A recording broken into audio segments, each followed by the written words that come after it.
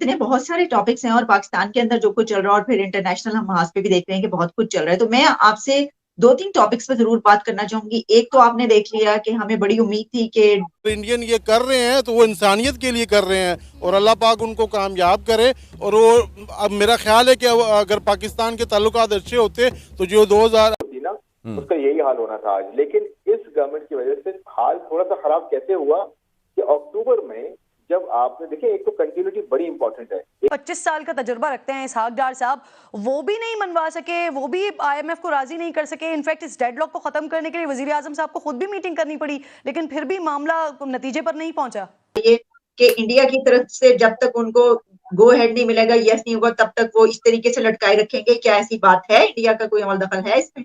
बिल्कुल डेफिनेट। वो दूसरी तरफ मुआशी अदम इस्तेकाम इतना हो कि $3 अरब के करीब ज़र मुबादला पड़ा हो, इम्पोर्ट एक्सपोर्ट तबाह, डॉलर 280 तक पहुंचा हुआ हो, स्टॉक एक्सचेंज तबाह, और दुनिया पैसा नहीं दे रही होगी। और एक तो कॉन्फिडेंस मेरिट की हम बात करते हैं, एक उसको एक तरफ कर दें। अभी कोई भी आप बंदा लगाते हैं ना, आपके साथ अगर आईएमएफ डील कर रहा है, सऊदी अरेबिया डील कर रहा है, चाइना डील कर रहा है, अगर फाइनेंस मिनिस्टर चेंज हो जाएगा, कभी आपका एफबीआर का चेंज हो जाएगा बंदा, कभी स्टेट बैंक के ऊपर बंदा ही नहीं होगा आपके पास, तो आप किससे बात।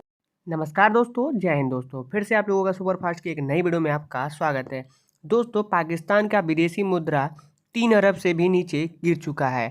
अब उसे आर्थिक स्थिति अपनी सुधार करने के लिए बेल आउट पैकेज के लिए आईएमएफ के पीछे दौड़ भाग रही है, जो कि आईएमएफ बार बार अपनी बातों से हार नहीं मान रही है। बात यहाँ तक की भी पहुँच गई है कि आईएमएफ की बात भी नहीं सुन रही है पाकिस्तान की गवर्नमेंट, जो कि आईएमएफ बिना जांच पड़ताल के भी वो कुछ भी नहीं कर सकता। यहाँ तक कि अब पाकिस्तान में दिवालिया घोषित होने वाला है। दोस्तों, पाकिस्तानी मीडिया के खबरों के मुताबिक पाकिस्तान में अब भाई नया बवाल मचने वाला है, जो कि बेल आउट जो है बिना सिग्नेचर के मदद के वजह से नहीं दे रहे हैं। तो आइए देखते हैं कि पाकिस्तानी मीडिया इस पे क्या बोलती है और क्या कहती है। आइए दोस्तों देखते हैं। डील डन हो जाएगी, वो डील डन नहीं हुई अभी तक। वो उन्होंने कहा पता नहीं, अब आपके ही कई सर वॉशिंगटन में आप बैठे हैं, वहीं से कह रहे हैं कि अप्रूवल आएगी। तो ये अप्रूवल क्यों नहीं पहुंची साजिद साहब? देखिए, इस वक्त जो आईएमएफ है, मैं एक तो थोड़ा सा बताना चाहूंगा इंटरनल उनके ड्यूरिंग सारी आपकी जो वो डायलॉग हो रहा था उसमें क्या होता रहा। सबसे बड़ी जो बात इस वक्त आईएमएफ को नजर आ रही है वो लैक ऑफ कॉन्फिडेंस है, लैक ऑफ ट्रस्ट है। क्योंकि पिछले दौर के अंदर जो सबसे बड़ा जो उन्हें इशू ये था कि एक साल के अंदर 3 फाइनेंस मिनिस्टर आते रहे हैं, और फिर जाती दफा जिस तरीके से इमरान खान साहब ने डीरेल की आईएमएफ की डील जो थी, उस पे वो ट्रस्ट फैक्टर है एक नंबर 1। और दूसरा सबसे बड़ा इंपैक्ट है कि आईएमएफ के ऊपर जो भारत का इन्फ्लुएंस है, भारत की लॉबी जो वॉशिंगटन डीसी के अंदर है उनका इन्फ्लुएंस है। फैटफ में भी उनका इन्फ्लुएंस था, और उनका इन्फ्लुएंस वॉशिंगटन डीसी पूरे के ऊपर इस वक्त, मैं हमेशा कहता हूं, इजराइल की लॉबी के बाद इस वक्त दूसरी सबसे स्ट्रांग लॉबी वॉशिंगटन डीसी में इस भारतीय लॉबी, इंडियन लॉबी। उसको काउंटर करने के लिए आपके पास आप you are not interested and you are not present in Washington DC, unfortunately. मेरे ख्याल में तो आप वैसे बड़े अरसे से किसी जगह भी नहीं है। उसकी एक मैं छोटी सी मिसाल दूंगा। आप आईएमएफ की बात कर रही हैं, मैं इसके साथ है तो इररिलेवेंट, लेकिन वो भी बात बनती है। अजय डोवाल साहब जो है अभी एनएसए जो भारत के थे, वो वॉशिंगटन डीसी आए। वॉशिंगटन डीसी में बड़ी उनकी इंपॉर्टेंट मीटिंग्स हुई अपने अमेरिकन एनएसए के साथ, और बिलखसूस उन्होंने टेक्नोलॉजी, अमेरिकन टेक्नोलॉजी के बारे में उनके बड़े सक्सेसफुल रहा है। यूके गए, वहां पे उनको प्राइम मिनिस्टर उनसे मिला। उसके बाद देखें he went to Russia and he went to he met Putin. दूसरी तरफ आप कह रहे हैं कि आईएमएफ, आपका एनएसए मौजूद नहीं है इस वक्त, आपका you don't have any NSA. और जिस खूबसूरती के साथ आपने रशिया जाने में, अफगानिस्तान समिट में शामिल होने से इनकार कर दिया, और जो मैडम जहरा बलोच हैं आपकी फॉरेन मिनिस्ट्री की, उन्होंने उनसे जवाब भी नहीं दे पाई, वो जवाब नहीं दे पाई। लेकिन यहां पे वॉशिंगटन डीसी में जो उसका उन्होंने अपना कंक्लूजन निकाला है कि आप वहां पे नहीं गए सिर्फ 2 वजूहात से। एक तो भारत की वजह से आप नहीं गए वहां पे, आपने हमेशा वो करना होता है जो भारत करे। बात होती है ना, देखें कोई एक अमीर आदमी अपनी मुसीबत में हो तो कोई गरीब आ रहा हो तो उसको मना ही करते हैं ना, भाई तू मेरे घर ना आई, मैं तो अपनी मुसीबत में हूँ। उनको तो पता है कि ये तो उल्टा को हमसे ले लेगा, हमें कोई अपना रोना सुना के और ले लेगा। इस टाइम उनके पास देने को तो कुछ नहीं है। जब इंसान किसी को देता है, जिस तरह इंडिया ने अपनी आर्मी भेजी है, सब कुछ किया है, तो पाकिस्तान को भी पहल करनी चाहिए थी। इन्होंने कौन से जहाज में अपनी आर्मी बिठा दी थी, कौन से फील्ड हॉस्पिटल बिठा दिए थे कि जी तुर्की ने इनको मना कर दिया है। इन्होंने तो कुछ भी नहीं किया। इन्होंने तो अफसोस भी बड़ी देर से किया है। और अगर इंडियन ये कर रहे हैं तो वो इंसानियत के लिए कर रहे हैं और अल्लाह पाक उनको कामयाब करे। और वो अब मेरा ख्याल है कि अगर पाकिस्तान के ताल्लुकात अच्छे होते तो जो 2000 अभी सैलाब आया था तो इंडिया शायद यहाँ भी आता, मगर उनको ये मौका ही नहीं देते, उनसे दोस्ती नहीं करते, उनकी बदखोई करते हैं, उनकी बुराई करते हैं, मगर उनका मुकाबला नहीं कर सकते। आपको पता है अब तक इंडिया के 6 जहाज तुर्की पहुंच चुके हैं इमदाद लेकर, जिसमें मेडिसिन शामिल है, सर्जरी का सामान जा है, इसके अलावा उनके पास रेस्क्यू टीम्स है, डॉक्टर्स हैं। इतनी ज्यादा इमदाद उन्होंने भेजी, 6 अब तक पहुंच चुके और अभी भी उनकी मदद जारी है। हाँ, तो बस पाकिस्तानी कौम तो बहुत अच्छी है। अगर ये मतलब है कि अगर हमें यकीन हो ना कि तुर्की वालों को मिल जाएगा तो हम इसने जो रिलीफ अपना अकाउंट बनाया है शहबाज शरीफ ने, तो हम इसको पैसे दें, मगर हमें पता है कि ये अब इसकी जेब में ही जाने हैं, तो इसने आगे पहुँचाना ही नहीं है, फिर हम क्यों दें? ठीक है, इसलिए नहीं देते। और देखें, अगर इस टाइम मुश्किल घड़ी में सबसे पहले पाकिस्तान को उनके साथ खड़ा होना चाहिए था। चाहे इनके पास कुछ भी ना होता, आना ना होता, जाके खड़े तो होते। रेस्क्यू टीम तो 1122 तो भेजते, पैसे देने तो बड़ी, उनको कोई पैसों की तो जरूरत नहीं है। वो तो उनकी डेड बॉडियाँ इस टाइम उठानी है, जो जख्मी है उनको मरहम पट्टी करनी है।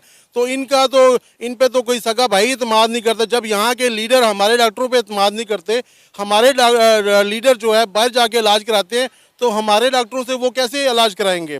अगर ये जाते भी तो इनसे कोई किसी ने बात ही नहीं करनी थी। ये अच्छा हुआ नहीं गए, जलील होके आते। तो इंडिया का इस टाइम 4-5वें नंबर पे जा रहा है और उसका इत्माद है, पूरी दुनिया उस पर इत्माद करती है। जो भी वो काम कर रहा है सही कर रहा है, चाहे वो हिंदू है, सिख है, उनका मजहब है, ठीक है, इंसान है। तो हम तो जो भी तुर्की से मुआहदे करते हैं उस पर पासदारी नहीं रखते। सगे बाप से भी हम वादा करते हैं तो पूरा नहीं करते, तो हम पे कौन इत्माद करेगा? और उसमें जो है वो उन्होंने कहा कि हमें वो जो मेमोरेंडम है वो हमें मिल गया है। अच्छा, मेमोरेंडम ये कल भी बात की थी कि ये अमूमन 48 घंटे पहले मिलता है, ठीक है। मेमोरेंडम यानी भी दस्तखत नहीं हुआ, अभी एक कॉपी इनको मिल गई, एक कॉपी उनको मिल गई। अब ये पीर के रोज, अब वो उन्होंने कहा है कि पहले आप एक्शन लें, वापस जा रहे हैं।